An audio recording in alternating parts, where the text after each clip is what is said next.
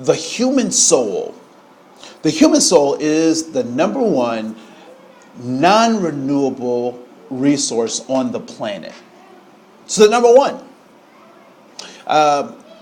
There will only be one animating force that inhabits your physical body. There are thoughts and beliefs about other ways of being, but I would like to suggest that until I find out further, this is what I'm going to go with. And so, what is the human soul? And I would say that there are lots of models, and being a middle school and high school teacher, I had to come up with simple models. And so this is the model that I came up with, or the model that makes sense to me, that the human soul is made up of two parts. It is the body and it is the spirit. And when those two things become disconnected, when they suffer dis-ease, when they are no longer in relationship, or there's a breach between the relationship between those two, the body becomes a thing and the spirit becomes powerless without the body.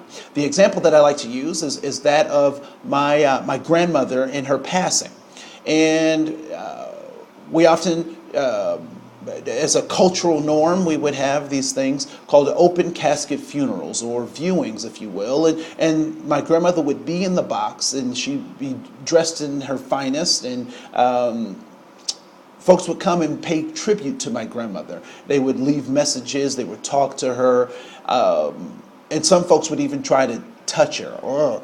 But my grandmother was not able to respond because she was not there. And then later we would, I remember we went back to her house and we looked at the photo albums and we told stories and in some cases lies about my grandmother. And as a result, it felt as if my grandmother was there, but she could not animate anything.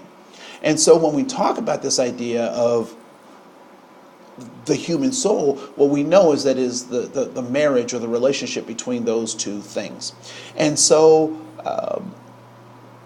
there are things that become breaches to that, and we'll talk about those in just a second.